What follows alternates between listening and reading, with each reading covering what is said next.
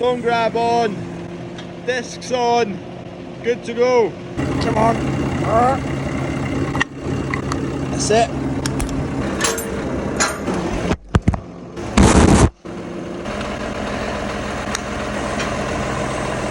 It's the discs now. Steady, steady. Fuck! I better stop soon.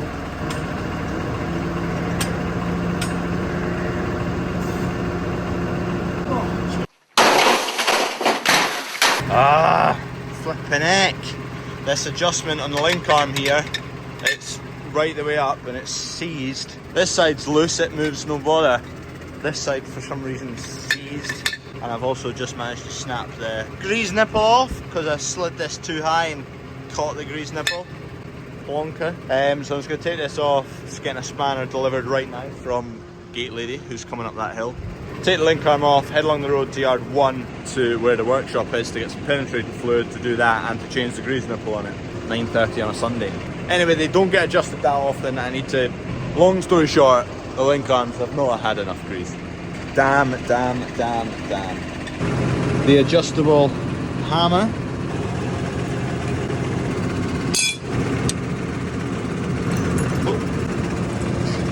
Let me put that there so I can forget about it and drive off and lose it.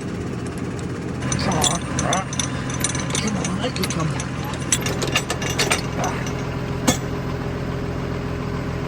This is why you should always use your grease gun.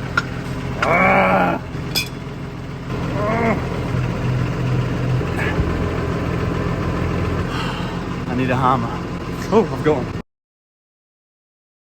Don't forget to buy a CrawfordsFarm hat in the link below. Look at that, belter. It's a bit manky though.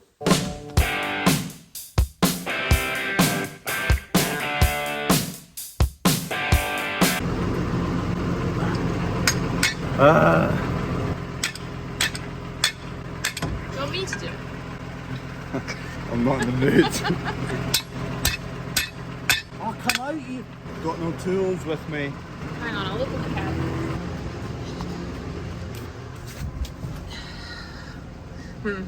That's not going to be much use. Huh?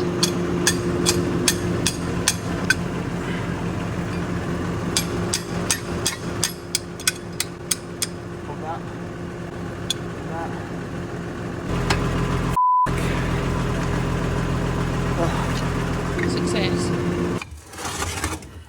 Right, we're back at yard 1. We've got some tools now. Penetrating fluid. Hopefully that's all it needs. No heat. Where's it sheared? Just that one there. There. Lost. Already? I've lost a tool I've never used. Nah, if you're not that organised, it wouldn't be in the tray. It's in the tray. Ooh la la. So they're threaded like left-hand thread. So basically, for this grease nipple to come out, I need something that's going to pinch onto it and turn the opposite way. So these do that. This is too big for it. I need one of the smallest ones. I don't know if they'll work. They're cheap. If this works, I'm going to be so thankful if... It almost worked. Let's try number 2, bigger one. It just destroys it. Well, that's a fat lot of use. Right, these don't work. These are a hunk of junk. Don't ever buy them. They're all filled with shmoo. It's not knackered it. It should be... Oh, come on, come on, come on. It's right, I'm at the stage where it's either about to slip and I'm going to be really, really angry, or it's going to start turning and I'm going to be really, really happy. Come on. Come on.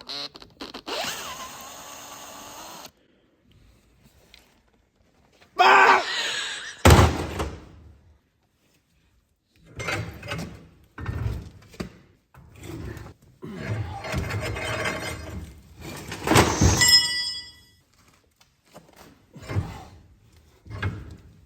Do you wish you were doing sheep now?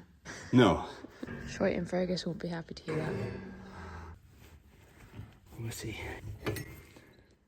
You're about to see some dodgy farming. or dodgy machining. Putting a tap in a drill bit.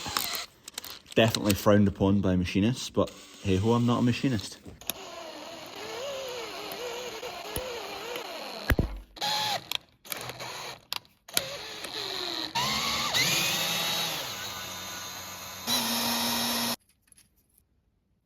Right, almost done. Just need to take this thread out and then we're done. Why is it so bloody stiff?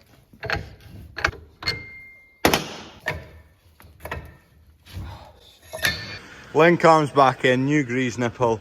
I didn't film the rest of it because I got so frustrated. Right, we're on all guns blazing this morning. Dunk's in the disc there. Kev's just getting fired up with the drill. I've got the fert spreader on. Agricar were out at that tractor last week because there was aircon issues. Basically, I think there was a bit of wiring that wasn't right or blown out. And I think what's happened is when they've been in that, they've managed to dislodge a wire elsewhere for the GPS because it currently says switched off. The switch that you switch to turn it on does nothing now. So I think they might have pulled a wire out from the back of that. So they're going to phone back in a bit. Happy days. What we like to do is we like to get the discs just sitting in front of the drill on the ploughed ground just to level it off and just to make it a lot quicker going for the drill. The drill's going across ploughed ground, especially at an angle as well. It's just rough as hell and it's slow. Because we're on a 3-metre drill across a decent bit of ground, we could definitely justify a 4-metre drill, but we don't have one. We need to keep that one moving. Can't have it going slow. Right, that was Agricar on the phone. Yeah, they think because there's a rocker switch here in the other tractor that turns the GPS on and off. And Dunk was thinking they must have been in here to fix the aircon, the wiring that'll probably run down that centre post, and they've managed to dislodge something from that switch. So they're coming out just to get in behind there and put that back together. Then we're laughing. 3 tractors running on sweet as sound GPS. Our GPS signal is via a different company, RTKF Net. They're down in England. So I phoned them up this morning and they quickly fired onto the laptop and said, yeah, all your signals look good at the moment. So it wasn't on that side of things, so it's the tractor that's at fault.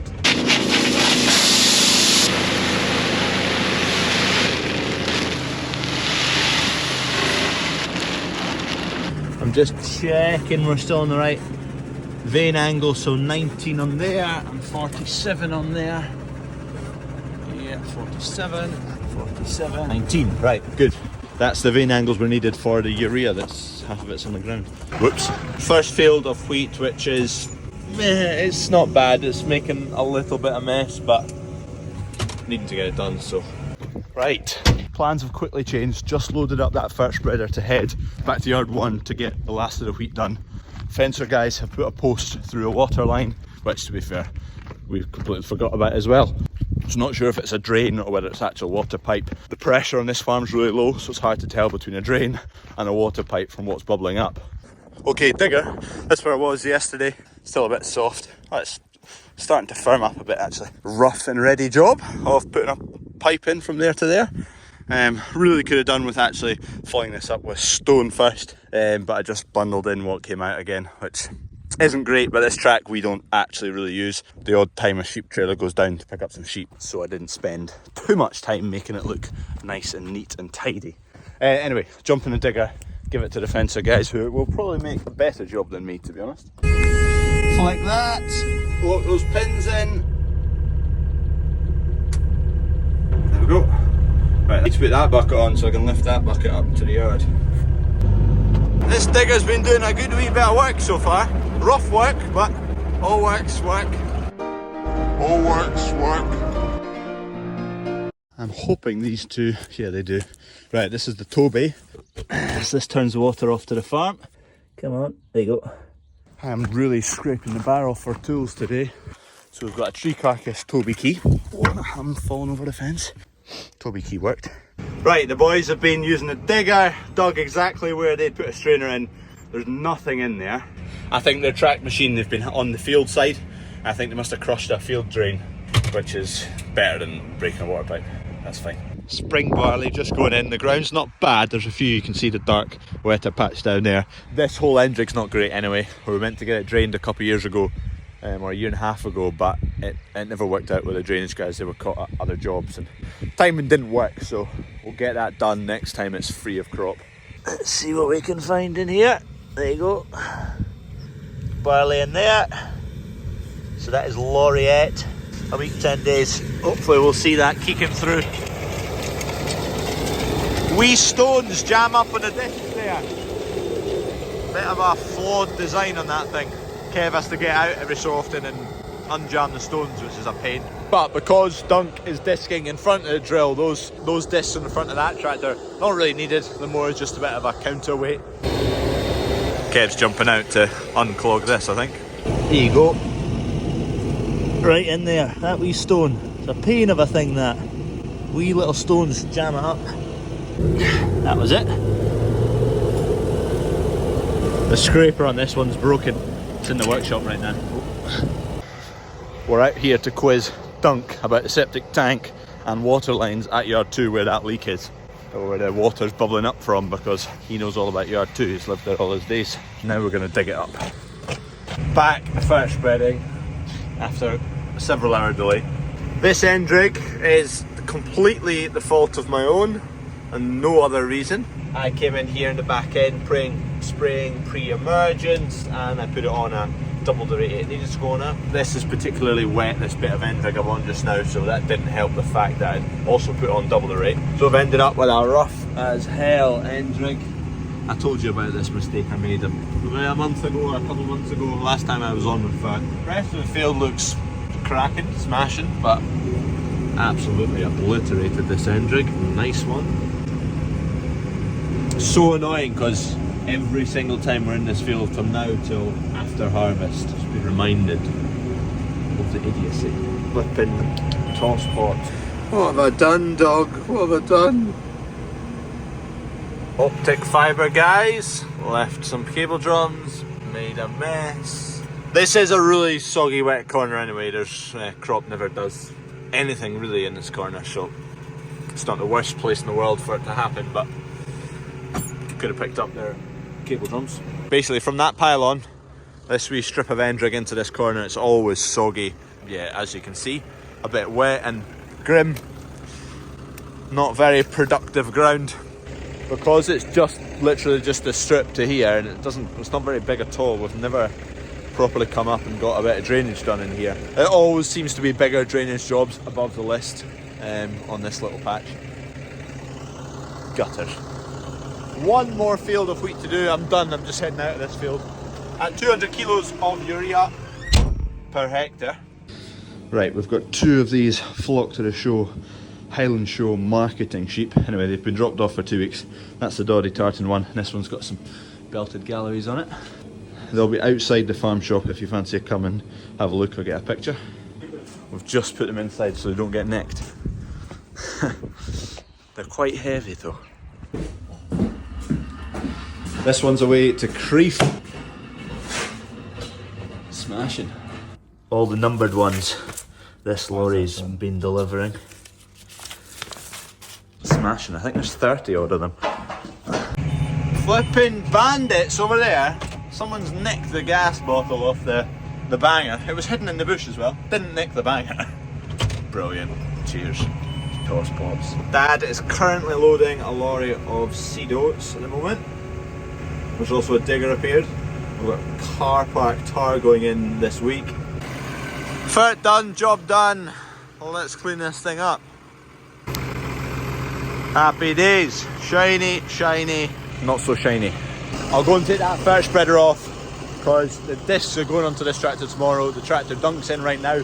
I'm going to put it onto the sprayer because it's got narrower tyres. I'm going to go and hopefully, fingers crossed, the next 2-3 days, get a good chunk of spraying done.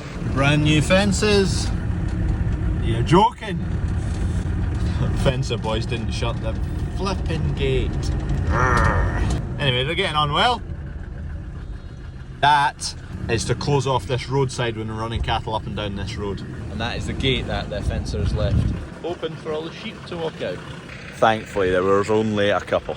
Sit rep pretty hot today, 32, 33 degrees just now. I thought I'd give you a little bit of update on the biscuits I'm eating. I got from Gibraltar, originally some chocolate digestive standard UK variety, but much above 20 degrees they all start to melt together. It's a bad time. We're on the African.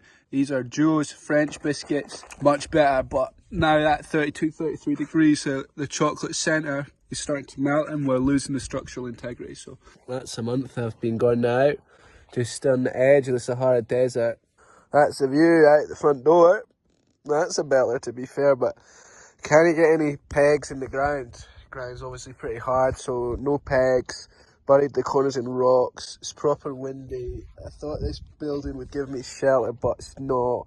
But yeah, it's been stinking in here since about day 2 or 3.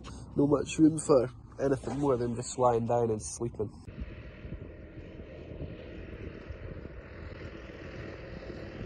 The boys here just doing a bit of farming. Not quite sure what's going on, just throwing sheep into the top deck of the truck. What animals? Donkeys. Got donkeys. Dog tied up. And then more donkeys over there in the distance. Goats up on the hill. And the sheep getting hoid in the truck. Buddy's got a well. He's got a bucket on a big bit of rope down the well, pulling it up. He's going to hoy it in the trough, I guess. Guess who just got there today?